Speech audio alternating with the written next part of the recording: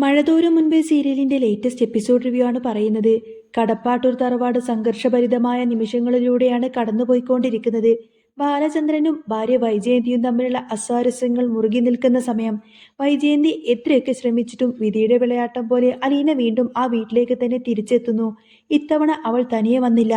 ബാലചന്ദ്രൻ തന്നെയാണ് അവളെ കൈപ്പിടിച്ച് വീട്ടിലേക്ക് കൂട്ടിക്കൊണ്ടുവന്നിരിക്കുന്നത്.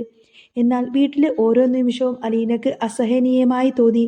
തന്റെ സാന്നിധ്യം ആ വീട്ടിലെ സമാധാനം കെടുത്തുന്നുവെന്ന ചിന്ത അവളെ വേട്ടയാടി.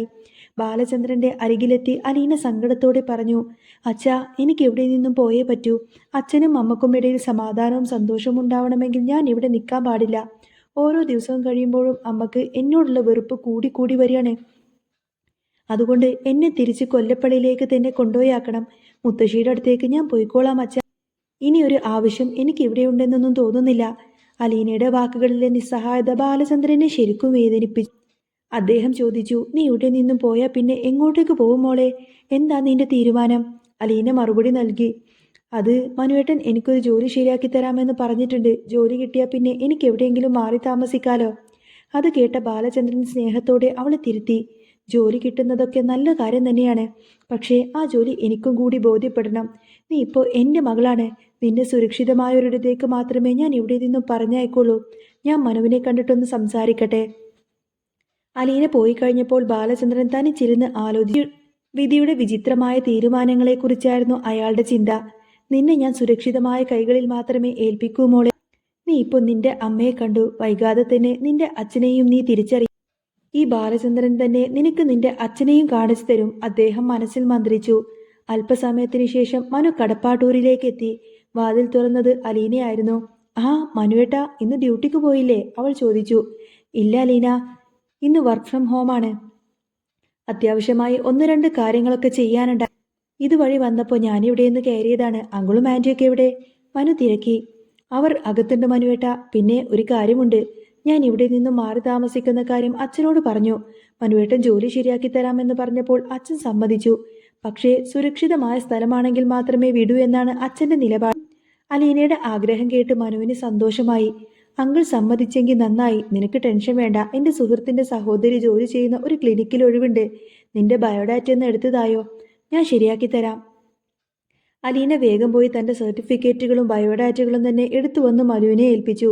ബാലചന്ദ്രനോടും വൈജയന്തിയോടും സംസാരിച്ചതിന് ശേഷം മനു അവിടെ നിന്നും ഇറങ്ങി. വീട്ടിലെത്തിയ മനു നൽകിയ ബയോഡാറ്റ വെറുതെ ഒന്ന് മറിച്ചു നോക്കി. പെട്ടെന്നാണ് ആ തീയതി അവന്റെ കണ്ണിൽ പെട്ടത്. അതെ, നാളെ അലീനയുടെ പിറന്നാളാണ്. അവൻ അത്ഭുതപ്പെട്ടു.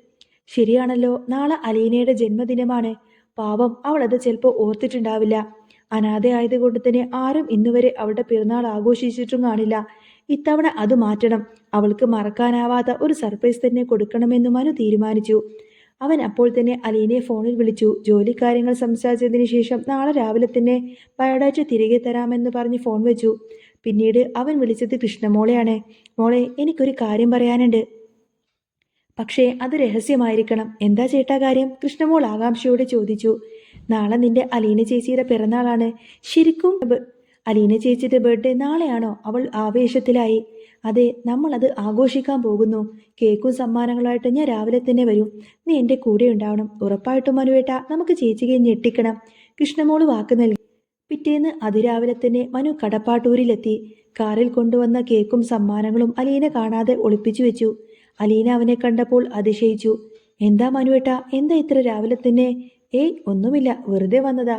എനിക്ക് നല്ല തലവേദനയുണ്ട്. ഒരു ചായ കിട്ടുമോ? മനു അഭിനയിച്ചുകൊണ്ട് ചോദിച്ചു.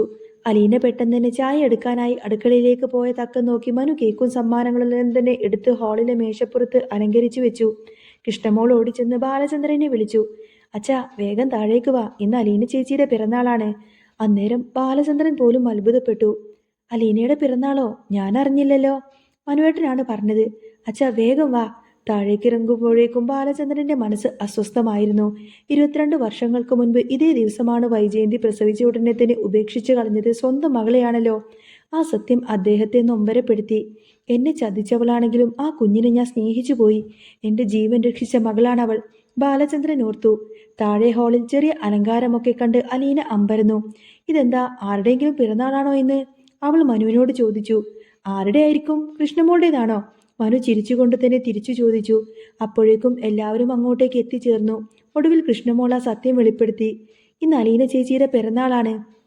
അന്നേരം അലീന പോലും ഞെട്ടിപ്പോയി. എൻ്റെ പിറന്നാളോ? നിങ്ങൾക്കെങ്ങനെ അറിയാം? നിന്റെ ബയോഡാറ്റയിൽ ഞാൻ കണ്ടു, ഡേറ്റ് ഓഫ് ബർത്ത് ഒക്കെ, മനു ചിരിയോടെ പറഞ്ഞു. അലീനയുടെ കണ്ണുകൾ നിറഞ്ഞു. ഇത് ബ്രിജിത്ത മമ്മി ഇട്ട് തന്ന ഡേറ്റാണ്. ശരിക്കും ഞാൻ ജനിച്ച ദിവസം ഏതാണെന്നൊന്നും എനിക്കറിയില്ല. പെറ്റമ്മയുടെ സ്നേഹം അറിയാൻ എനിക്ക് യോഗമുള്ള പെറ്റമ്മയുടെ സ്നേഹം അറിയാനൊന്നും എനിക്ക് യോഗമുണ്ടായില്ല. പക്ഷേ ബ്രിജിത്ത മമ്മിക്ക് എല്ലാം അറിയാമായിരുന്നു. അവളുടെ സങ്കടം കണ്ട് കൃഷ്ണമോള് പറഞ്ഞു. ചേച്ചി, സെന്റി അടിക്കാതെ, ഇന്ന് സന്തോഷിക്കേണ്ട ദിവസമാണ്. വാ, നമുക്ക് കേക്ക് മുറിക്കാം. നിറ കണ്ണുകളോടെ അലീന ആ ഒരു കേക്ക് മുറിച്ചു. ആദ്യത്തെ കഷ്ണം ബാലചന്ദ്രനും പിന്നത്തെ കഷ്ണം മനുവിനും കൃഷ്ണമോൾക്കും നൽകി. ബബിതക്കും രോഹിത്തിനും നേരെ കേക്ക് നീട്ടിയെങ്കിലും അവർ അത് തട്ടിമാറ്റി. ദേഷ്യത്തോടെ അവർ നേരെ മുകളിലേക്ക് പോയി. അത് അലീനയെ നന്നായി വേദനിപ്പിച്ചു. സാരമില്ല മോളെ, തള്ളയുടെ സ്വഭാവം മക്കൾക്കും കാണും, നീ വിഷമിക്കേണ്ട, ബാലചന്ദ്രൻ അവളെ ആശ്വസിപ്പിച്ചു. ഒരു കഷ്ണം കേക്കുമായി അലീന നേരെ വൈജയന്തിയുടെ മുറിയിലേക്ക് നടന്നു ചെന്നു. ബാലചന്ദ്രൻ തടയാൻ ശ്രമിച്ചുവെങ്കിലും ഞാനൊന്ന് കൊടുത്തോട്ടെ അച്ഛാ, ചിലപ്പോൾ കഴിച്ചാലോ എന്ന പ്രതീക്ഷയോടെ അവൾ അങ്ങോട്ടേക്ക് പോയി. മുറിയിലെത്തിയ അലീന വൈജയന്തിക്ക് നേരെ കേക്ക് നീട്ടി. മാഡം, ഇതാ കേക്ക്. എന്താടി, നിന്റെ തന്തയും തള്ളയും പൊട്ടിമുളിച്ചതിന്റെ ആഘോഷമാണോ ഇത്? വൈജയന്തി പരിഹസിച്ചു ചിരിച്ചു. അല്ല, ഇന്നെന്റെ പിറന്നാളാണ്. ഓ, അപ്പോ ഇന്നാണല്ലേ ഏതോ ഒരുത്തി നിന്നെ പഴിച്ചു പറ്റത്? എനിക്ക് വേണ്ട നിന്റെ കേക്കൊന്നും. മാഡം പ്ലീസ്, മാഡം ഇത് കഴിക്കണം, ഇല്ലെങ്കിൽ പിന്നീട് എന്തെങ്കിലും ഓർത്ത് മാഡം ദുഃഖിക്കേണ്ടി വരും, അലീന അപേക്ഷയോടെ പറഞ്ഞു. പക്ഷേ വൈജയന്തി ആ കേക്ക് തട്ടിത്തെറിപ്പിച്ചു. ഇറങ്ങിപ്പോടി ഇവിടുന്ന്. അപമാനഭാരത്താൽ അലീന പൊട്ടിക്കരഞ്ഞു. അപ്പോഴേക്കും വൈജയന്തിയുടെ മനസ്സിൽ ഒരു കോണിൽ 22 വർഷം മുൻപ് താൻ ജന്മം നൽകിയ കുഞ്ഞിനോടുള്ള ആ ഓർമ്മകൾ മിന്നി മറഞ്ഞു. താഴെ തിരിച്ചെത്തിയ അലീനയെ മനു ആശ്വസിപ്പിച്ചു. അവൻ അവൾക്കായി കരുതി വെച്ച സമ്മാനം നൽകി. ഇതെന്താ മനുവേട്ടാ, തുറന്നു നോക്ക്. അത് മനോഹരമായൊരു പട്ടുസാരിയായിരുന്നു. അലീനക്കത് ഒത്തിരി ഇഷ്ടായി. എൻ്റെ ജീവിതത്തിൽ ആദ്യമായിട്ടാണ് ഒരാൾ എനിക്കിങ്ങനെ സമ്മാനം തരുന്നത്, അവൾ നന്ദിയോടെ പറഞ്ഞു. ഇത് എനിക്ക് വേണ്ടിയിട്ട് നീ ഒന്ന് ഉടുത്തു കാണിക്കണം, മനു ആവശ്യപ്പെട്ടു. കൃഷ്ണമോള് അവൾക്കൊരു വാച്ച് സമ്മാനമായി നൽകി. ബാലചന്ദ്രൻ അലീനയുടെ നെറുകിൽ ചുംബിച്ചുകൊണ്ട് തന്നെ പറഞ്ഞു. എൻ്റെ കയ്യിൽ മോൾക്ക് തരാൻ ഒന്നുമില്ല മോളെ, ഒരച്ഛൻ്റെ സ്നേഹം മാത്രം എന്നൊക്കെ പറഞ്ഞ് അലീനയെ ചേർത്ത് പിടിച്ച് നെറ്റത്തൊരു മുത്തം കൊടുത്തു. പിന്നെ മനുവിൻ്റെ നിർബന്ധപ്രകാരം അലീന ആ സാരി ഉടുത്തിറങ്ങി വരാൻ തയ്യാറായി. വൈജയന്തി വഴക്ക് പറയുമോ എന്ന പേടി അവൾക്കുണ്ടായിരുന്നുവെങ്കിലും മനു ധൈര്യം കൊടുത്തു. സാരി എടുത്ത് അലീന പടിയറുകളിൽ ഇറങ്ങി വരുമ്പോൾ സാക്ഷാൽ ലക്ഷ്മി ദേവിയെ പോലെ തന്നെ തോന്നി. മനുവും ബാലചന്ദ്രനും കൃഷ്ണമോളും അവളെ തന്നെ നോക്കി നിന്നുപോയി.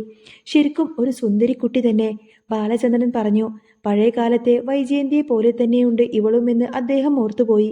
മനു അലീനയുടെ ഫോട്ടോകൾ എടുക്കാൻ തുടങ്ങി.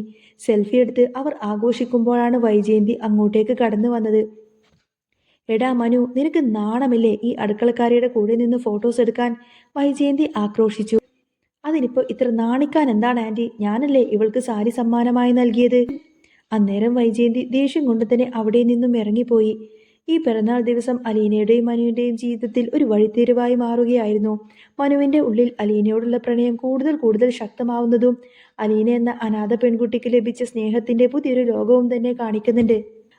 അലീന തൻ്റെ സ്വന്തം മുറപ്പെണ്ണാണ് എന്ന സത്യം മനസ്സിലാക്കിയതിന് ശേഷം മനുവിന് പിന്നെ അലീനയോട് പ്രത്യേകിച്ചൊരു ഇഷ്ടമൊക്കെ ആയിരിക്കും. അതുകൊണ്ട് തന്നെ അവളെ സ്വന്തമാക്കാൻ വേണ്ടി തന്നെ ആയിരിക്കട്ടോ പിന്നീട് മനു ശ്രമിക്കുന്നത്. അതിൻ്റെയൊക്കെ ഡീറ്റെയിൽഡ് എപ്പിസോഡ് ഞാൻ ഓൾറെഡി അപ്ലോഡ് ചെയ്തിട്ടുണ്ട്. കേൾക്കാൻ താല്പര്യമുള്ളവരുണ്ടെങ്കിൽ നമ്മുടെ ചാനൽ സബ്സ്ക്രൈബ് ചെയ്യാനും സപ്പോർട്ട് ചെയ്യാനൊന്നും മറക്കല്ലേ കേട്ടോ. നെക്സ്റ്റ് വീഡിയോ ആയിട്ട് വരാം. ബൈ.